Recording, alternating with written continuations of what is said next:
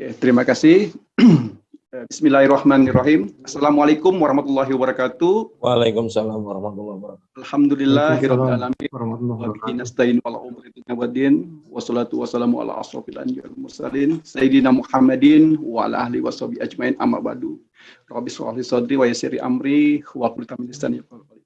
Yang saya hormati teman-teman pimpinan Bawaslu, saya tidak memiliki pengetahuan yang banyak tentang objek sengketa ini. Ya, kita sekedar berdiskusi lah untuk bagaimana merespon apa sih sesungguhnya dari objek sengketa, terutama terkait dengan keputusan KPU atau berita acara gitu. Apalagi ini agak berat, saya pikir ketika bicara tentang konstruksi ya. Saya pikir saya mulai dari terkait dengan apa undang-undang di Undang-Undang Nomor 7 tahun 2017 gitu. Kita melihat bahwa setidaknya ada 4 hal ya terkait dengan masalah hukum pemilu. Itu yang pertama ada pelanggaran, ada sengketa proses gitu ya, ada perselisihan hasil pemilu dan tindak pidana pemilu gitu. Tapi kalau karena ini khusus terhadap kajian sengketa pemilu, proses pemilu, maka kita difokuskan pada sengketa proses ini sendiri gitu. Nah, saya pikir kalau terkait pelanggaran, terkait dengan perselisihan hasil dan tindak pidana pemilu, teman-teman semua sudah memahami lah. Apalagi ini teman-teman Bawaslu ya yang saya meyakini bahwa sudah mumpuni lah untuk hal seperti ini. Tapi bicara tentang sengketa, saya pikir kita harus memahami dulu terkait dengan apa sih makna sengketa itu sendiri gitu ya. Saya coba mengutip pernyataan dari Hans Kelsen, seorang pakar hukum gitu, yang menyatakan bahwa sengketa terjadi karena satu pihak mengajukan tuntutan kepada pihak lain, dikabulkan atau ditolaknya tuntutan tergantung pada norma yang diterapkan pada kasus konkret tersebut gitu ya. Apakah penerapan kewajiban hukum yang dituntut atau tidak. Nah, kalau kita menggarisbawahi di sini bahwa tuntutan itu tergantung pada norma gitu. Artinya norma mana yang dilanggar, aturan mana yang dilanggar gitu. Nah, kalau bicara objek sengketa di KPU, ya kita semua mahfum ya, kita semua meyakini gitu sebagaimana yang disampaikan baik itu di aturan Perbawaslu dan sebagainya, bahwa objek sengketa pemilu, proses pemilu itu adalah keputusan atau berita acara gitu ya. Baik di masing-masing tingkatan, baik itu di tingkat nasional, di tingkat provinsi maupun di tingkat kabupaten kota gitu ya. Nah, termasuk apa sih kewajiban hukumnya gitu. Nah, ini menjadi catatan kita. Saya pikir nanti akan kita bahas lebih lanjut gitu ya terkait dengan hal tersebut gitu. Nah, betul bahwa 466 ini menjadi hal yang sangat prinsip ya ketika kita memaknai pengertian sengketa berdasarkan Undang-Undang Nomor 7 tahun 2017 gitu ya. Sengketa proses pemilu meliputi sengketa yang terjadi antara peserta pemilu dan sengketa peserta pemilu dengan penyelenggara pemilu sebagai akibat dikeluarkannya keputusan KPU, KPU provinsi maupun keputusan KPU kabupaten kota. Nah, jadi kita bisa membagi bahwa sengketa ini bukan hanya antara peserta pemilu dengan penyelenggara pemilu, tapi juga sengketa ini bisa terjadi antara peserta pemilu gitu. Nah, barangkali kita sudah punya pengalaman lah dengan teman-teman Bawaslu Kabupaten Bogor gitu ya, terutama terkait dengan beberapa proses sengketa yang terjadi gitu. Kita ya di Kabupaten Bogor ini pernah menghadap yang mulia gitu ya, teman-teman Bawaslu ketika masih menjadi Panwaslu, terutama ketika proses pilkada kemarin gitu ya. Jadi ada proses perselisihan gitu, sengketa proses oleh bakal calon yang tidak lolos gitu. Akhirnya ada proses adjudikasi di sana gitu. Baik, kita akan coba lanjut gitu ya terkait dengan objek sengketa gitu ya. Objek sengketa ini sebagaimana keputusan di Perbawaslu terutama pasal 4 gitu menyatakan bahwa keputusan sebagaimana dimaksud adalah dalam bentuk surat keputusan dan atau berita acara. Nah, apa aja keputusannya? Kalau kita melihat misalnya di tahapan pemilu gitu ya. Saya pikir banyak tahapan-tahapan pemilu yang ini jadi hal yang bisa memungkinkan menjadi objek sengketa. Baik itu antar peserta pemilu maupun antara peserta pemilu dengan penyelenggara pemilu gitu. Nah, kita melihat ada beberapa tahapan ya dalam proses penyelenggaraan pemilu, baik itu di 2019 maupun nanti yang akan dilaksanakan di 2024 gitu ya. Setidaknya ada yang pertama itu terkait dengan sosialisasi gitu, ada perencanaan program gitu ya, termasuk dengan penyusunan pelaksana peraturan KPU gitu, lalu ada pemutaran data pemilih dan penyusunan data pemilih. Nah, sedikit cerita terkait dengan penyusunan data pemilih, kami di Kabupaten Bogor itu juga pernah bersengketa ya, pernah dilaporkan oleh masyarakat gitu ya terkait dengan penyusunan data pemilih gitu ya.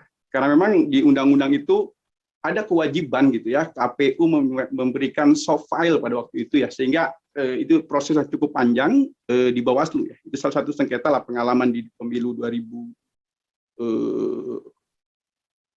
kemarin ya, tepatnya di 2018 lah awal-awal itu gitu ya. Jadi ada ketidakpuasan, makanya melakukan proses sengketa di Bawaslu ya. Ada proses verifikasi dan sebagainya gitu ya.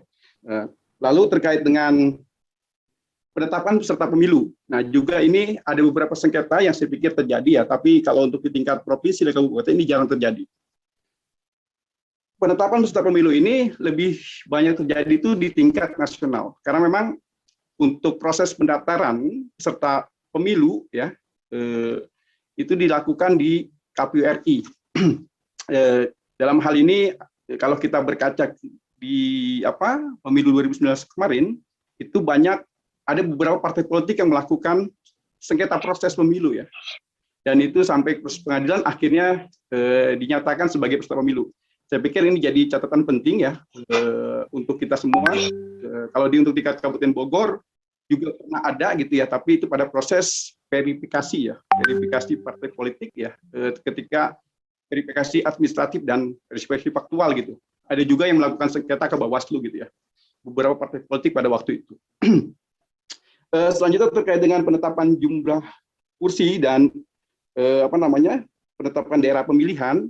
Nah, ini agak belum pernah terjadi ya, karena memang sebelum melakukan penataan daerah pemilihan gitu ya, kita melakukan sosialisasi dan melakukan kepada teman-teman stakeholder gitu ya, kepada teman-teman Bawaslu dan partai politik gitu ya, terkait dengan penataan dapil yang kita lakukan. Nah, ini juga akan kita terkait dengan untuk pelaksanaan pemilu 2024 nanti, kita pun saat ini sedang melakukan penataan dapil gitu. Nanti juga akan mengundang teman-teman Bawaslu dan stakeholder ya, untuk bagaimana dalam simulasi yang kita buat ini minta masukan dan saran gitu. Apalagi Bogor ini kan lumayan besar, penduduknya di atas 3 juta, dalam undang-undang ada 55 kursi yang diperebutkan gitu. Nah, ini pun saya pikir bisa berpotensi ketika dalam penataan daerah pemilihan ini bisa jadi salah satu objek ya. Kecuali untuk daerah pemilihan di tingkat provinsi dan RI itu ditetapkan melalui lampiran di Undang-Undang Nomor 7 Tahun 2017, terutama di lampiran 4 ya, untuk alokasi kursi atau daerah pemilihan di tingkat provinsi dan RI. Lalu ada juga pencalonan. Nah, ini pun agak berpotensi juga untuk jadi objek sengketa ya, melalui keputusan maupun berita acara yang dibuat oleh KPU, baik itu pencalonan calon presiden dan wakil presiden maupun pencalonan anggota DPR, DPD dan DPRD daerah gitu ya, provinsi dan kabupaten kota. Ini pun berpotensi gitu. Memang alhamdulillah kalau untuk tingkat ini ya kita tidak ada gugatan ya kalau di 2019 kemarin gitu ya, terkait dengan penetapan anggota DPRD Kabupaten Bogor gitu ya. Lalu kalau masa kampanye ini agak aman gitu ya, karena memang sebetulnya kita juga membuat keputusan terkait dengan zona-zona atau daerah-daerah yang itu jadi lokasi untuk kampanye peserta pemilu gitu. Nah, ini agak jarang gitu, padahal juga ini bisa berpotensi juga menjadi objek sengketa proses gitu ya. Masa tenang. Nah, saya pikir masa tenang kan sudah agak sebetulnya banyak potensi kerawanan gitu ya, potensi hal terjadi yang dilakukan oleh peserta pemilu ya. Cuma memang karena masa tenang ini tidak dibuat surat keputusan, maka ini agak aman gitu. Tidak ada proses sengketa di sana gitu ya. lalu ada pemungutan dan penghitungan suara gitu. Nah, kalau ini juga tidak berpotensi adanya sengketa proses gitu, kecuali di penetapan hasil pemilu. Tapi ini bagian dari proses di Mahkamah Konstitusi ya, karena yang berwenang melakukan gugatan itu terkait dengan penetapan hasil pemilu adalah Mahkamah Konstitusi dalam hal ini gitu ya. Kecuali misalnya dalam Undang-Undang nomor 10 tahun 2016 tentang pemilihan kepala daerah, nah seharusnya itu di pasal berapa itu 157 itu ada badan peradilan khusus gitu yang dibentuk sebelum pemilihan serentak nasional gitu. Cuma kita masih menunggulah terkait dengan itikat baik pemerintah dalam melaksanakan amat undang-undang itu untuk membentuk peradilan khusus pemilu ya sebagai pengganti dari Mahkamah Konstitusi gitu.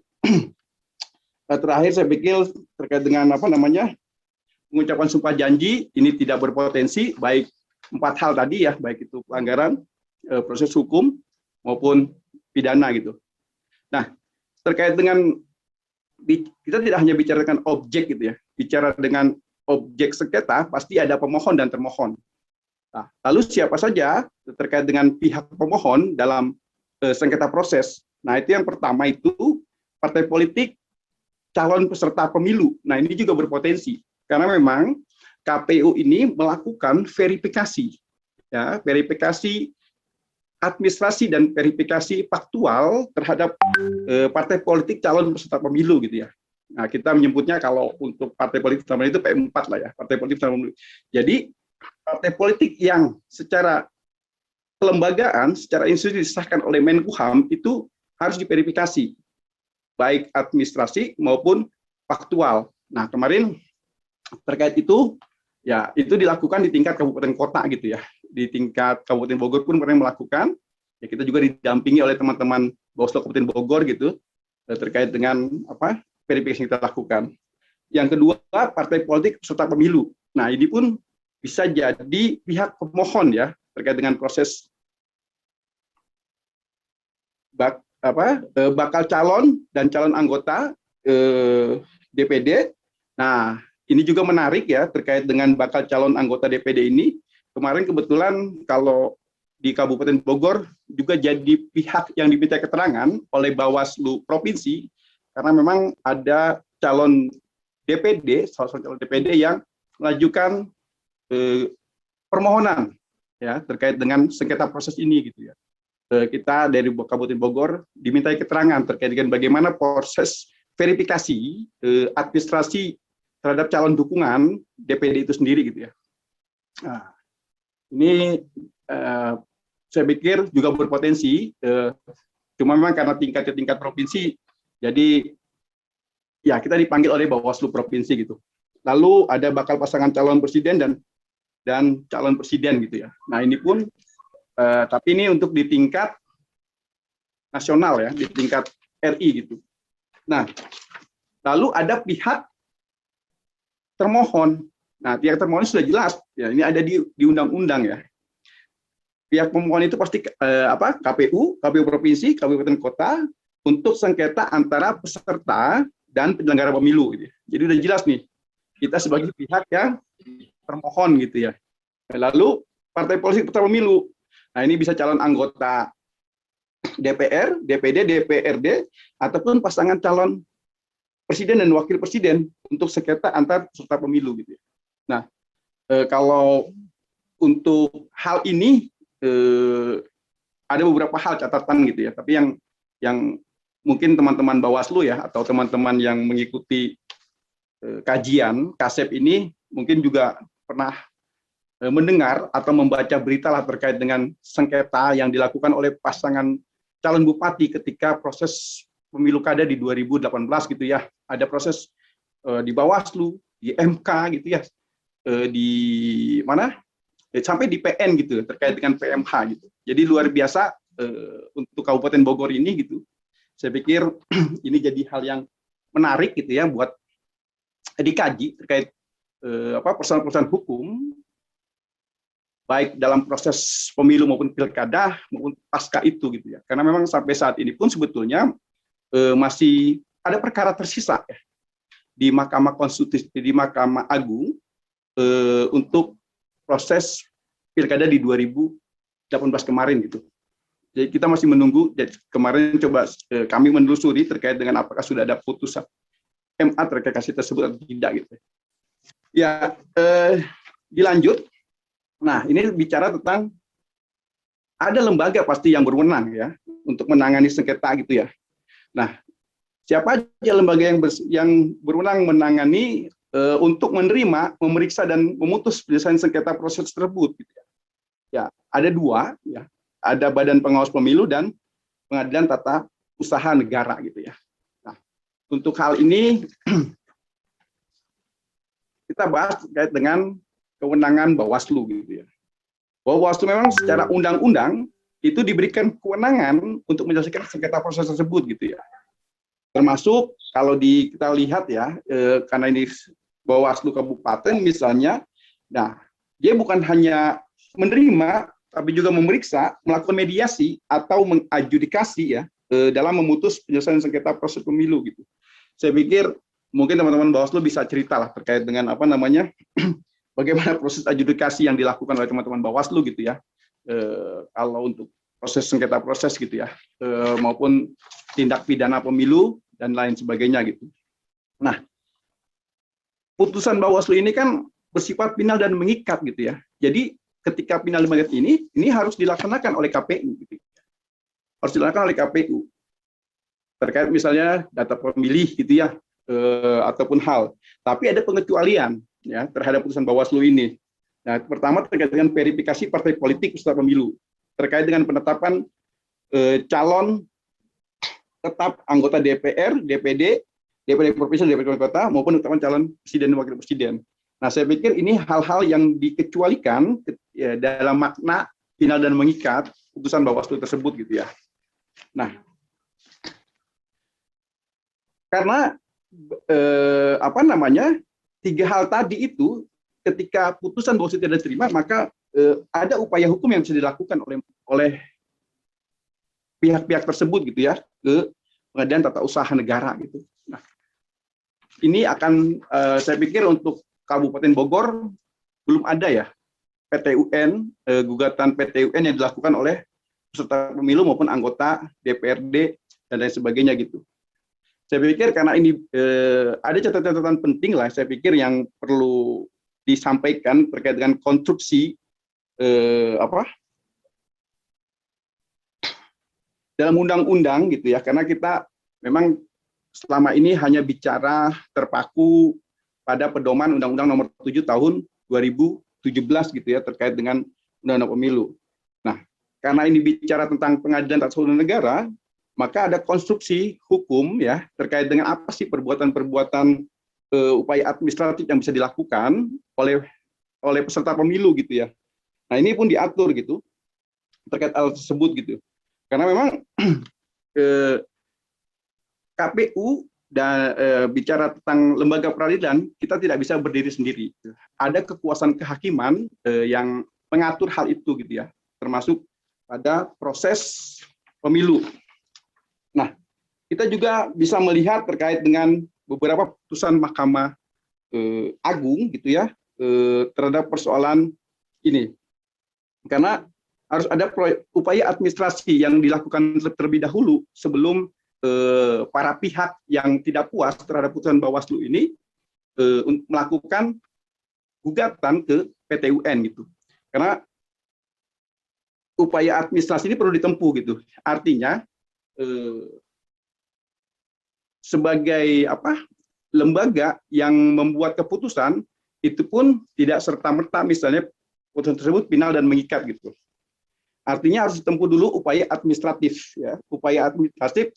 Nah, lalu kan objek ini adalah bicara tentang keputusan atau bicara yang oleh KPU. Tapi ada hal lain. Apa saja hal-hal yang merugikan? Hal-hal yang merugikan yang dilakukan. Jadi tidak sekonyong-konyong bahwa keputusan ini atau berita acara ini bisa digugat gitu ya, tanpa memperhatikan hal-hal yang merugikan. Saya pikir, nah yang paling mendasar saya pikir terkait dengan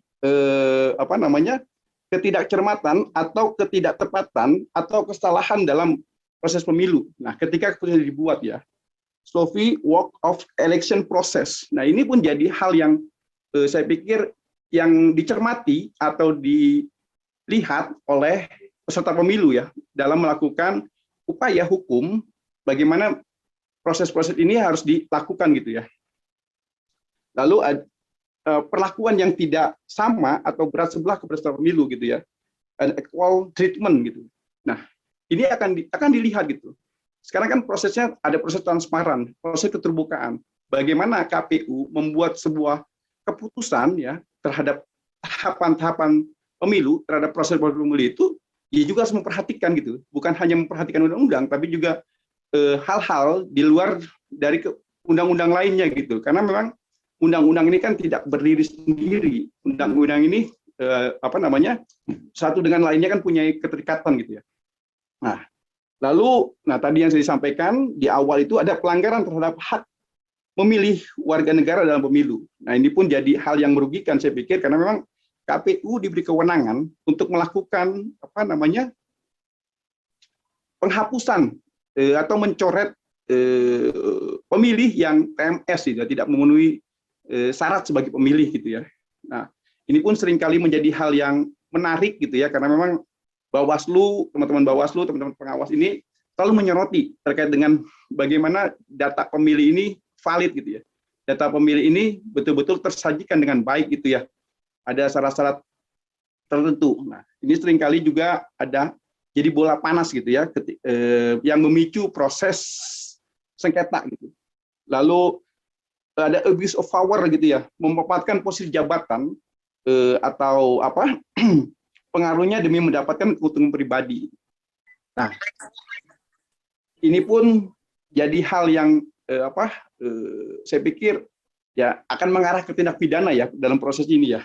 Lalu ada konflik interest, benturan kepentingan gitu. Jadi memang selain independensi, selain kemandirian itu, KPU dituntut untuk transparan, dituntut untuk berbuat yang adil. Ada perlakuan yang setara dengan peserta pemilu gitu. Nah, ini menarik gitu ketika kemarin KPU Kabupaten Bogor membuat podcast gitu ya, mengundang teman-teman partai politik khususnya ketua gitu, sampai durasi pun jadi sorotan nih teman-teman Bawaslu nih. Ini luar biasa nih. Saya pikir ya ini jadi masukan lah buat kita itu, jangan sampai ada perbedaan perlakuan gitu. Nah, saya pikir ini menarik gitu ya ketika memperlakukan semua peserta pemilu ini dengan adil dan setara gitu ya. Sampai-sampai terkait dengan podcast yang kami lakukan dalam rentang waktu kemarin ini juga jadi pengawasan, jadi perhatian teman-teman Bawaslu Kabupaten Bogor gitu, Pak Haji Topik ini. Ini luar biasa ini. Sampai ada durasi sekian, kenapa partai A sekian, durasinya kenapa partai B sekian gitu.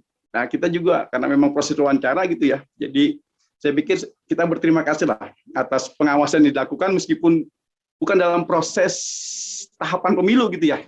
Tapi tetap diperhatikan oleh Bawaslu gitu. Oleh Bawaslu Kabupaten Bogor gitu ya.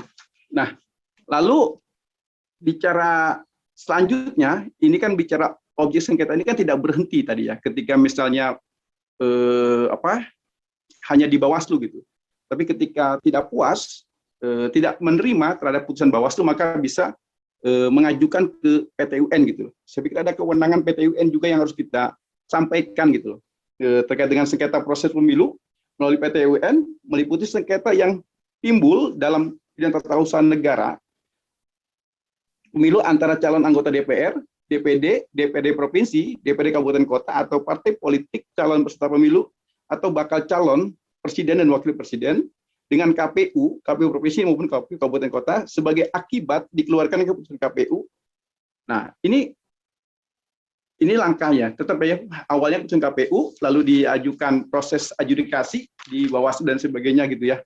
Nah, ada setidaknya tata cara yang mesti dilakukan oleh pemohon ya, itu pengajuan gugatan atau sengketa tata usaha negara pemilu di PT UN dilakukan setelah upaya administrasi di Bawaslu telah dilakukan. Nah, artinya poin utamanya adalah harus ada proses dulu di Bawaslu gitu. Jadi tidak sekonyong-konyongnya peserta pemilu ini melakukan apa namanya sengketa di PT UN tanpa melalui proses Bawaslu. Nah, ini lembaga Bawaslu menjadi penting gitu ya, tadi kuasi pengadilan itu gitu ya. Ya, mudah-mudahan sih nanti saya berharap gitu ketika di pasal 157 Undang-Undang 10 tahun 2016 gitu ya, pengadilan khusus Bawaslu bisa jadi salah satu badan pengadilan khusus di bawah kekuasaan kehakiman gitu ya. Selama ini kan kita mencermati bahwa ranah sengketa pemilu maupun pilkada ini kan ada di PT UN dan di Mahkamah Konstitusi terkait dengan penetapan hasil gitu. Nah, jadi makanya harapan besar gitu ya bisa terwujud nih pengadilan khusus pemilu ya, bukan hanya menangani berbagai sengketa termasuk tindak pidana dan lain sebagainya gitu ya. Nah, lalu yang pengajuan gugatan atau sengketa tata usaha negara pemilu dilakukan dalam waktu 5 hari setelah dibacakannya putusan Bawaslu. Jadi ada tenggat waktu saya pikir ya yang mesti diperhatikan oleh pihak pemohon dalam hal pengajuan gugatan kurang lengkap. Nah, saya pikir ini tinggal ada di undang-undang lah ya, seperti yang disampaikan oleh Pak Haji Topik gitu ya, terkait dengan proses gitu proses sengketa ini gitu ya, sengketa proses ini itu mulai dari pasal 466 sampai 472 gitu ya, sampai ada hakim dan lain sebagainya ditentukan gitu, harus mengetahui. Saya pikir itu ya yang bisa disampaikan kalau kita mengutip misalnya Presiden Amerika gitu ya, bahwa pemilu itu mengingatkan kita tidak hanya tentang hak, tetapi tanggung jawab kewarganegaraan dalam demokrasi. Mungkin itu Pak Haji Topik. Billahi taufiq wal hidayah. Wassalamualaikum warahmatullahi wabarakatuh. Waalaikumsalam warahmatullahi wabarakatuh. Terima kasih Bang Erik atas paparan yang sudah disampaikan. Intinya persengketaan ini sebenarnya kan ada cara yang lebih baik. Ketimbang terjadi proses adjudikasi, itu ada proses yang pertama yang harus ditempuh adalah proses mediasi. Apabila proses mediasi tidak selesai, tentunya ini baru melangkah ke dalam proses adjudikasi. Kan seperti itu. Yang tidak harapkan itu adalah sebenarnya ya tadi proses adjudikasinya itu. Kenapa? Timbulnya sengketa pun itu secara jelas dikatakan di dalam undang-undang akibat dari timbulnya keputusan KPU. Nah, itu kan ada di situ, sehingga tindakan merugikan ini tentunya tadi dibagi ke dalam 2 persoalan. Tadi dari paparan Bang Erik ya, ada antar peserta sendiri atau antar peserta dengan penyelenggara. Tapi sebelumnya memang ada Kordit penyelesaian sengketa yang selalu setia dengan kasetnya gitu ya di sini. Jadi untuk silakanlah memberikan pengalaman-pengalaman terkait dengan persoalan-persoalan sengketa yang terjadi di Bawaslu Kabupaten Bogor tadi yang disampaikan Bang Erik, pemohonnya, termohonnya, gitu kan, dan lain sebagainya.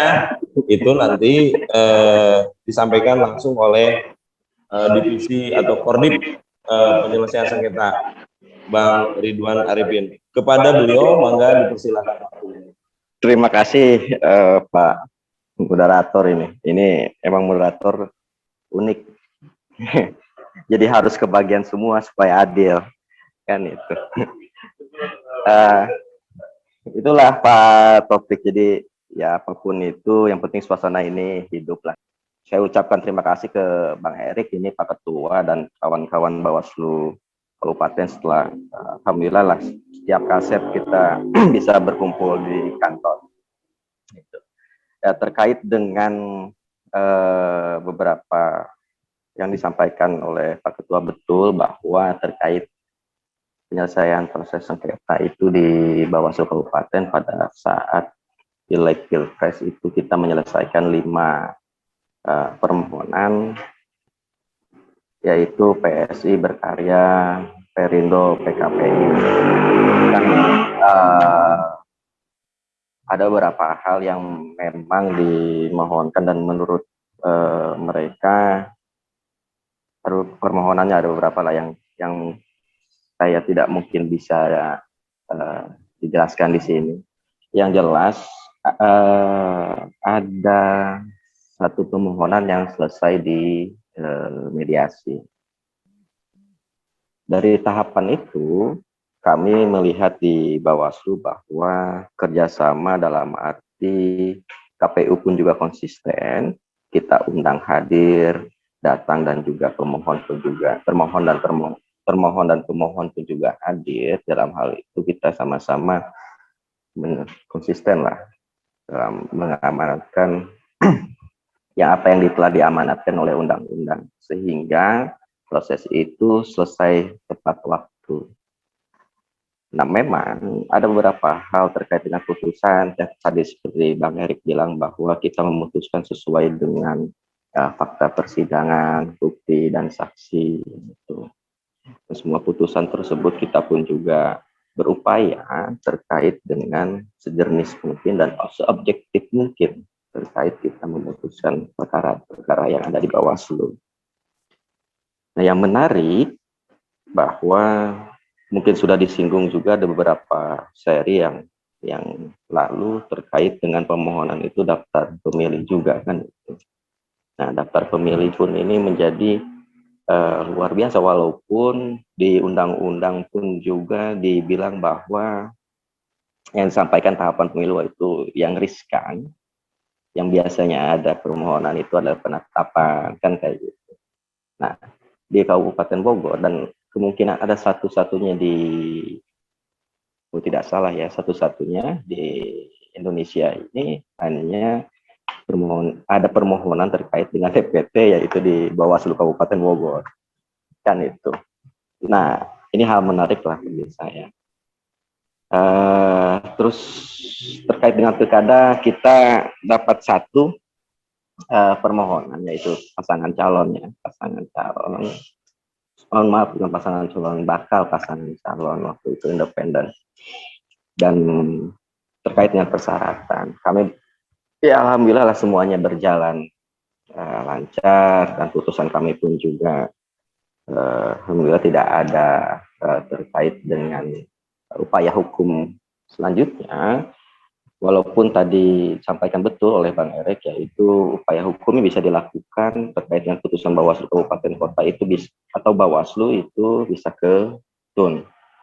Nah, yang saya tahu sebelum ke TUN itu, kalau misalkan pemohonannya di Kabupaten Kota, itu bisa masuk terlebih dahulu ke RI. Setelah RI baru ke seperti itu. Mungkin itu saja, saya tidak mau panjang lebar terkait itu sekilas saja lah terkait dengan kondisi kita khususnya divisi sengketa di Bawaslu Kabupaten, dan kami melaksanakan itu bukan melaksanakan permohonan terkait dengan sengketa proses pemilu, itu tidak hanya divisi sengketa tapi ya konsen di situ, tapi kita pun dibantu oleh divisi-divisi yang lain. Kita saling membantu satu dengan yang lain. Mungkin itu Pak Haji Taufik, Pak Ketua. Terima kasih. Bila topik lainnya, wassalamualaikum warahmatullahi wabarakatuh. Waalaikumsalam warahmatullahi wabarakatuh. Silakan kalau memang ada pertanyaan atau sesuatu hal pernyataan, silakan dari Kang Ahmad Baleo untuk menyampaikan. Waktunya dipersilakan. Assalamualaikum warahmatullahi wabarakatuh. Waalaikumsalam warahmatullahi wabarakatuh. Ya, terima kasih Pak atas waktu yang diberikan kepada saya. Saya Ahmad Baleo dari Cikampek, Karawang, Pak. Dari segi objek, saya kira sih udah sebelumnya memang sudah pernah dibicarakan sama pembicara terdahulu. Cuma ada sedikit Pak terlintas dalam hati saya dalam penanganan perkara oleh Bawaslu. Nah, ini kan Bawaslu kan diberikan kewenangan untuk apa artinya akibat adanya keputusan dari KPU ya. Jadi untuk menangani perkara tersebut. Nah, di dalam hal penyelesaian perkara ya Pak ya, terutama keputusan yang dikeluarkan oleh Bawaslu Pak. Ini seringkali saya lihat ada beberapa kasus, mungkin kasus-kasus yang terakhir ini ya Pak ya, keputusan daripada Bawaslu itu jika misalnya ya Pak ya tidak diterima, lantas dia ngajukan ke PT UN seperti yang tadi proses sampaikan pembicara, terus keputusan itu diterima oleh PT UN. Jadi katakanlah pihak penggugat akhirnya menang lah gitu ya. Dari Bawaslu tadi kalah mereka penggugatnya. Nah, kemudian ke PT UN mereka menang. Nah, ini seringkali saya lihat kerap kali ya dari penggugat itu karena mereka sekarang sudah menang di PT UN. Jadi pandangan mereka bahwa Bawaslu itu telah melakukan suatu penyimpangan terhadap putusannya. Sehingga pihak penggugat tadi mengajukan ada suatu penyelewengan lah dalam kebijakan keputusan yang dilakukan oleh Bawaslu. Makanya mereka mengadu ke kode etik lah, ke Mahkamah Kode Etik ya, di di Dewan Kode Etik ya. Nah, ini artinya bahwa dan itu pun kerap kali juga keputusan yang dilaporkan ke DKPP ya. Nah, itu diterima. Nah, akhirnya ada suatu seperti pertanyaan dalam diri saya, sampai sejauh mana ya, artinya keputusan daripada Bawaslu ini kan secara substansi diuji lagi di PT UN, tapi secara kode etik karena dia kalah di keputusan daripada Bawaslu, diuji di PT UN, kalah ya Bawaslu, secara kode etik itu melanggar gitu loh.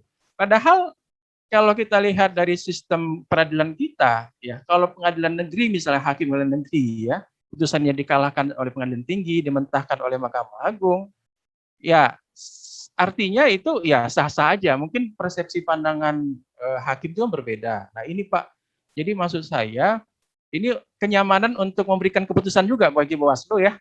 Ini putusan saya ini, saya takut nanti kalau kalah di DKPP kan lagi. Waduh. Jadi seperti macam ketakutan, keraguan-raguan, artinya perlindungan hukum terhadap putusan daripada Bawaslu ini sampai sejauh mana gitu. Kalau nanti setiap keputusan daripada Bawaslu di DKPP dan itu diterima oleh DKPP, ini sangat repot lagi sehingga independensi putusan daripada Bawaslu ini jadi terkoyak tersobek gitu loh Pak. Nah ini yang ini curhat saya dalam pikiran saya. Nah itu loh Pak, apakah perlu suatu proteksi atau perlindungan putusan oleh Bawaslu itu? Mungkin itu aja kali Pak. Terima kasih Pak atas waktunya. Oke, terima kasih Pak Ahmad Balio ya. Ini seorang mantan Panwascam ya, Pak Ahmad Balio ya. Iya Pak. Luar biasa gitu. Saya katakan luar biasa. Silakan yang kedua dari Bang Roni Rubiat nih Karawang. Bang Roni, mangga. Baik Kang, Assalamualaikum warahmatullahi wabarakatuh. Waalaikumsalam. Nah, di Bawaslu itu kan kewenangannya ada pencegahan, gitu kan, kemudian pengawasan, penindakan, dan penyelesaian sengketa. Nah, untuk di KPU sendiri kan tentu dalam setiap tahapannya KPU akan mengeluarkan surat keputusan pencegahan potensi ataupun antisipasi potensi sengketa, dan ketika ada sengketa langkah-langkah yang dilakukan oleh KPU itu seperti apa. Itu saja sih Kang. Terima kasih. Baik. Assalamualaikum warahmatullahi wabarakatuh. Waalaikumsalam warahmatullahi wabarakatuh. Mangga kepada Bang Eri. Bang. Ya, terima kasih Pak Haji Topik.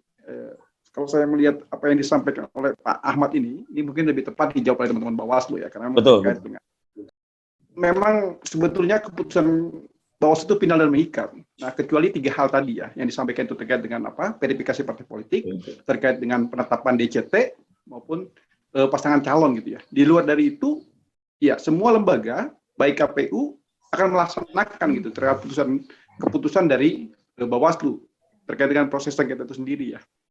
Nah, memang diatur terkait dengan sengketa antar lembaga ini nanti terkait dengan sengketa antar lembaga ya. Jadi memang masing-masing lembaga peradilan ini pun tidak berdiri sendiri gitu ya. Termasuk putusan DKPP. Putusan DKPP pun ya itu sifatnya final dan mengikat gitu ya.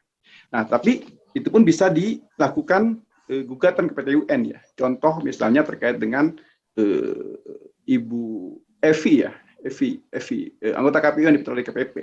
Tapi yang jadi objek gugatannya itu bukan keputusan DKPP, tapi keputusan presiden terhadap keputusan DKPP itu sendiri gitu. Nah, yang digugat adalah proses. Saya pikir ini terkait dengan proses dalam melakukan pemeriksaan, dalam proses memediasi, mengedukasi maupun memutus perkara gitu. Apakah yang dilakukan itu sesuai dengan undang-undang, sesuai dengan peraturan dan sebagainya. Nah, itu juga jadi hal penting ya, bukan hanya putusan, tapi juga proses dalam pengambilan keputusan itu sendiri gitu loh. Apakah sesuai dengan undang-undang, apakah sesuai dengan peraturan Bawaslu gitu. Nah, karena itu pun berpotensi, jangan sampai misalnya karena ketidakcermatan, karena ketidaktelitian, karena kesalahpahaman dalam memahami regulasi sehingga terbitlah putusan yang berpotensi untuk digugat gitu ya. Nah, saya pikir itu yang untuk menanggapi Pak Ahmad nanti lebih jelas oleh Ketua Bawaslu atau Pak Ridwan gitu ya. Nah, kalau untuk yang kedua, Pak Roni, ya memang betul bahwa setiap surat keputusan yang kita buat ini memang berpotensi menimbulkan sengketa proses gitu ya. Dan ya kita berapa kali lah pengalaman di Kabupaten Bogor gitu, ada beberapa proses sengketa gitu ya yang terjadi gitu. Ya tadi, karena memang yang pertama kita harus sebenarnya sudah melakukan langkah-langkah proteksi ya. Kasihkan pengalaman lah ya ketika pemilu 2018 kemarin gitu. Terkait dengan misalnya sengketa DPT yang disampaikan oleh Pak Ridwan, ini mungkin yang satu-satunya di mana? Di Indonesia lah ada proses sengketa tentang daftar pemilih gitu. Nah, akhirnya kita melakukan pencegahan itu pertama, kita memahami bahwa ini perlu ada persamaan persepsi gitu ya dalam melakukan pengolahan data pemilih gitu. Karena kan ini kan bersifat dinamis ya, data pemilih ini kan tidak bersifat statis gitu ya. Artinya ada pasang surut gitu ya. Dia bisa keluar dan masuk gitu. Nah, kita selalu berkoordinasi untuk melakukan pencegahan terhadap tidak terjadi lagi misalnya proses sengketa terkait dengan DPT itu sendiri ya. Nah, kalau tadi yang disampaikan Pak Ridwan terkait dengan beberapa partai politik gitu ya, selesai dimediasi gitu. Memang ada juga pengalaman kita ketika kita sampaikan proses mediasi ya, kan kita menyampaikan terkait dengan aturan main ya, terkait dengan regulasi yang mengatur terhadap proses tersebut gitu ya. Dan memang karena tadi faktor kekeh gitu ya, masing-masing pihak sebetulnya ya akhirnya itu berpotensi untuk dibuat keputusan gitu. Nah, langkah-langkah yang kita lakukan sebetulnya untuk mengantisipasi itu, ya kita mencoba menerapkan aturan, gitu ya. Kita juga tidak bagaimana tidak melakukan kesalahan lah dalam penerapan peraturan itu sendiri. Gitu. Termasuk misalnya dalam proses mediasi yang dilakukan oleh teman-teman Bawaslu, ya kita kooperatif gitu ya. Kita kooperatif gitu ya. Cuma kan memang ketika bentuk ketidakpuasan diakumulasi oleh pihak pemohon, nah ini jadi hal yang tidak bisa kita